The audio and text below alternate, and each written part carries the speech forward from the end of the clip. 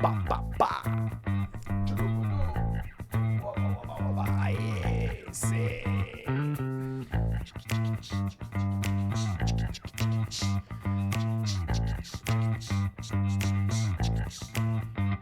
Pá, pá. Muito bem, está começando o Refil Livre desse sábado, dia que eu tiro uns minutos aqui, né, para tudo que eu tô fazendo para responder pergunta, dar conselho, dar opinião, tudo aquilo que vocês mandam por WhatsApp, né, meu número tá ali no grupo de WhatsApp do Refil, inclusive vou ter que criar outro, porque bateu o limite ali de 1.025 pessoas, mas eu recebo também pergunta pelo Instagram, pelo e-mail, contato@refilpodcast.com.br e até pelos comentários do Instagram, do YouTube. E aí, o Refil Livre é esse programa que não tem pauta, diferente do restante da semana. Quer dizer, ele até tem pauta, mas a pauta é feita por você. Já tô falando demais. Vamos direto para a primeira pergunta. Hoje tá bom, hein? Bom dia! Sugestão de pauta para o Refil Livre. Esses dias você falou sobre dormir depois do almoço. Uma vez ouvi dizer que o tempo ideal seria de 20 minutos, mas sem comprovação científica. A minha sugestão, então, é abordar qual seria o tempo ideal, de acordo com a ciência, para quem tem a possibilidade de tirar um cochilo logo após o almoço. É o Christian, de Porto Alegre. Pelo jeito, tu tem, né, Christian? Possibilidade de tirar um cochilão depois do almoço, hein? Se tá querendo saber, né? Pois é, esse episódio gerou bastante debate, tá? Recebi bastante contato das pessoas sobre esse dormir depois do almoço. No Refil, quando eu falei isso, há umas 2 semanas, era sobre a China, sobre como, apesar daquela cultura de produtividade das fábricas, os funcionários e até os gerentes, os proprietários das fábricas não abrem mão, né, dessa siesta. O cochilo tem uma importância social em várias culturas, né? Aqui perto da gente mesmo, Argentina, Uruguai, países que falam espanhol, né? Mais notoriamente ainda a própria Espanha, que tem a siesta bem estabelecida. Inclusive turistas que vão pra lá, às vezes querem almoçar 2:30 da tarde e não conseguem, porque os caras estão dormindo. Então, assim, isso é bem popular e bem tradicional e funciona pra muita gente.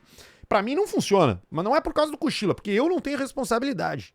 Pra mim, qualquer cochilo é uma cochileta russa. Eu não garanto que eu vou acordar. E eu não sei o que acontece, parece que vem, sei lá, um espírito e leva embora minha alma e bota de outra pessoa, porque, cara, eu sou completamente diferente quando eu acordo, sacou? E muitas vezes eu boto o despertador toca e eu cancelo e tipo assim, azar. Como é que você é com seus cochilos? Bom, Christian, respondendo a tua pergunta cientificamente, como tu pediu, eu fui atrás de alguns estudos, tá? Pra descobrir quanto tempo tem que ser o cochilo, qual o melhor horário que tem que cochilar e se de fato existe algum benefício. Então, vamos para a primeira pergunta, certo? Quanto tempo é o cochilo ideal? Bom, tem um estudo muito interessante, um ensaio experimental chamado Sleep, que é lá de 2006, que diz que o ideal está entre 10 e 20 minutos. Menos de 10 minutos você não descansa e mais de 20 minutos você entra na inércia do sono, que é aquela sensação de acordar mais cansado que quando você foi dormir, sabe? Só que mesmo esse estudo aqui diz que esse 10 a 20 é um espectro. O ideal é que não seja nem muito próximo de 20, nem muito próximo de 10. Então vamos cravar aí 15 minutos? Não sou eu que estou dizendo, tá? É o Brooks e o Leck, que são os autores desse estudo publicados no PubMed. Agora, vamos dar uma olhada no melhor horário do dia para fazer isso? Estudo também, tá? Do Lastella, tá? Sobre esse afternoon dip, né? Que é essa dormidinha depois do almoço. Bom, segundo ele, o melhor momento, a melhor janela para o cochilo é entre 1 e 4 da tarde. E aí funciona a mesma lógica do tempo do cochilo. Muito próximo da 1 é ruim, muito próximo das 4 da tarde é ruim. Muito próximo da 1 porque você não vai recarregar a bateria se tem que aguentar o trabalho até às 19, até às 18. E muito próximo das 16 horas é ruim porque você vai ter que dormir à noite e ele pode prejudicar o seu sono. Então procure manter mais para o começo do que para o final da tarde esse cochilinho revigorante de 15 minutos. E para fechar, um estudo da NASA de 1994. Já é mais antigo, mas ainda é válido, tá? Porque ele estudou pilotos de avião, né? Caras que precisam ter a sua atenção dedicada a um trabalho sensível. E a investigação feitas pelo Rosekind, lá em 1994, da NASA, né? Teve o nome de Planned Cockpit Rest, que é justamente uma sonequinha para o cara recuperar o seu ânimo ali, a sua energia dentro da cabine do piloto, tá? E eles descobriram com louvor que sim, a sonequinha é uma contramedida de altíssima funcionalidade, tá? Realmente é bom dormir para você sossegar e para você recuperar as energias e para você voltar melhor pro seu trabalho. Mas como eu disse, né, isso é cada um. Para mim não funciona, mas vai lá. Provavelmente pro Christian funciona. E agora com embasamento científico. Vamos para a próxima pergunta. Fala, Arthur, bom dia. Primeiramente quero registrar meus parabéns e agradecimento pelo teu trabalho. Te acompanho há bastante tempo e teu conteúdo agrega muito na minha rotina. Se for percebido aqui, gostaria de sugerir uma pauta para o Refil, considerando que tu fala bastante em mercado de trabalho e relacionamento que cada geração tem com ele. Como as empresas enxergam atualmente os colaboradores que trocam seguidamente de emprego? Ficaria muito feliz em ouvir a tua opinião sobre. Repetidamente, parabéns pelo trabalho. Abraço, Edon. Ô, Edon, obrigado pela pergunta, cara. Tu sabe que essa é uma das grandes inquietações hoje, né? De várias gerações. Porque talvez, assim, só nas revoluções industriais a gente tenha vivido um ponto de inflexão tão profundo com relação à produtividade, né? O local que você trabalha, a sua função dentro desse espaço aí. Os mais velhos estão preocupados com os seus descendentes, né? Se eles vão conseguir se encaixar, se a faculdade ainda faz sentido. E os mais novos estão preocupados com o seu próprio, né? Porque, vamos lá, a gente tá numa época onde, tal qual na Revolução Industrial número 1, na número 2, né, na Revolução Tecnológica, hoje a Revolução da Inteligência Artificial está, sim, eliminando o ser humano de algumas equações, criando outros locais, né? Nada mais normal. Se você ouve o Refil, você sabe que eu não sou um fatalista com relação à IA, né? Mas, de fato, é uma preocupação bastante válida. E essa tua pergunta, eu li aqui o teu relato, o Edon, ele me mandou mais mensagens aqui, né? Ele disse que, recentemente, no trabalho dele, ele mudou, ele disse que queria sair da empresa e o entrevistador perguntou se ele tinha certeza, porque ele estava há pouco tempo. Então, tem uma angústia particular aqui do Edon, que é de muitas pessoas. Agora, deixa eu te dizer, pesquisa do LinkedIn, tá? A permanência de uma pessoa numa empresa só vai pesar na hora de um novo trabalho, né, de uma nova entrevista, caso você tenha ficado menos de 1 ano. Porque aí, de fato, né, você vai ter que explicar por que você não conseguiu aguentar 12 meses numa empresa. E isso pode, sim, ligar um alerta na cabeça do recrutador. Agora, a permanência de 1 ano e meio até 3 anos é completamente aceita e muitas vezes vista, inclusive, como saudável, né? Especialmente se tem progresso de responsabilidade nessas trocas. E no fim de tudo, o mais importante é o como, né? Como que você mudou de emprego, né? Você mudou porque você foi demitido, porque você quis, porque você encheu o saco do seu chefe, ou porque você buscava mais responsabilidade. Tudo isso é o que vai fazendo com que você seja mais aceito, né? Como alguém que troca de emprego. Tem até um nome para isso, que é job hopping.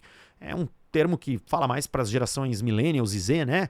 Do que para os boomers, porque essas mais novas trocam mais de trabalho. Agora sim, pelas empresas que eu conheço, que eu me relaciono, os líderes, os proprietários, eles já estão bem acostumados com isso, tá? Especialmente se falar dessa geração mais nova, dessa geração Z, que além de querer ficar pouco tempo nos lugares, eles também têm pouca paciência para esperar a vez deles. Então, essa prática já não é mais tão mal vista assim. Claro, estou aqui falando de empresas que talvez sejam um pouco mais antenadas às mudanças, né, às tendências, porque sempre vai ter aquelas empresas familiares mais antigas, né, de um segmento mais tradicional, que aí sim, o cara vai levantar a sobrancelha se tu disser que tu ficou já 2, 3 anos apenas, ainda que isso seja um tempão, né?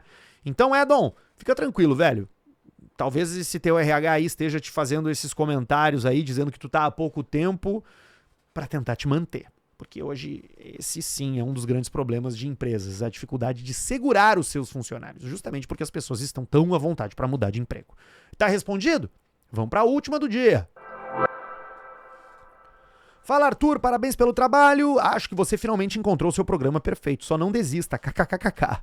Ouvi você falando essa semana que deu uma palestra para os policiais do ProErd. Fiquei curioso, quero saber sobre o que é a tua palestra. Miguel de Caxias do Sul. Grande, Miguel, obrigado pela pergunta, realmente. Eu fui pro ProErd, fui pro encontro estadual em Santa Catarina do ProErd. Tinham lá, 500, 600 policiais militares lá de Santa Catarina, de alguns outros estados também, para me ouvir falar.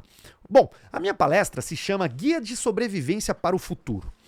como você que me acompanha há mais tempo sabe, além de ter falado no microfone, eu sempre fui líder de transformação digital, trabalhei com inovação, né? Então, ao longo desse tempo todo, eu venho estudando, sobretudo, comportamento humano relacionado a tendências, né? Especialmente que tipo de habilidade vai fazer sentido daqui para frente. Então, o Guia de Sobrevivência para o Futuro é justamente isso. Eu elenquei 6 comportamentos que eu acredito serem indispensáveis para você ser a prova de futuro. Essa palestra eu já venho dando ela há alguns anos e ela sempre muda, porque as tendências mudam, os anos vão passando e as exigências se tornam diferentes. E eu digo que esse ano eu cheguei o mais próximo do que eu acho que é o ideal mesmo, tá? Em termos de habilidades para o futuro. Porque pela primeira vez a minha palestra está 100% humana. Não tem nada de algoritmo, não tem nada de aplicativo, não tem nada de profissões. São comportamentos e habilidades completamente linkadas a quem a gente é. E no fim de tudo, eu entendo que aquilo que importa saber a gente já aprendeu lá no jardim de infância. A gente só precisa exercitar mais. Porque justamente esperar a vez, a capacidade de compartilhar, a capacidade de ouvir, a capacidade de contar histórias, essas habilidades que a gente tem dentro da gente, que a gente deixou de praticar e, portanto, se tornaram mais escassas. E tudo que é escasso tem mais valor. E sempre vai te dar uma vantagem competitiva. Então, o Guia de Sobrevivência do Futuro fala justamente disso. Eu tento ligar o alerta nas pessoas para que elas façam um resgate dentro delas mesmas dessas habilidades que já moram ali e que vão, sim, entregar vantagens para o futuro. Bom, ninguém mais lê, ninguém mais tem paciência para esperar, ninguém mais quer conversar, as pessoas querem conversar pelo WhatsApp ao invés de olhar olho no olho. Ninguém mais quer fazer as pazes, está todo mundo querendo ter razão com a sua opinião política.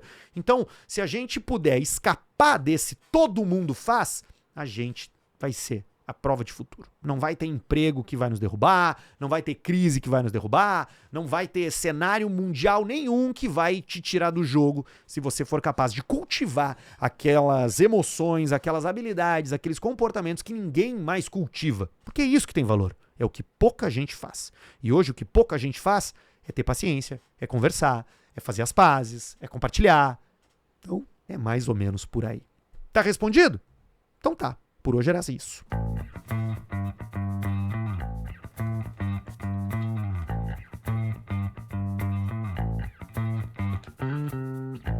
O Refil volta na segunda-feira, 6 da manhã, de segunda a sábado, né? Você já sabe. O Refil Livre vai ao ar também às 6 da manhã. Mas você ouve a hora que você quiser. Eu sou o Arthur Gubert, espero que você tenha gostado. Desejo um bom final de semana para todo mundo e tchau!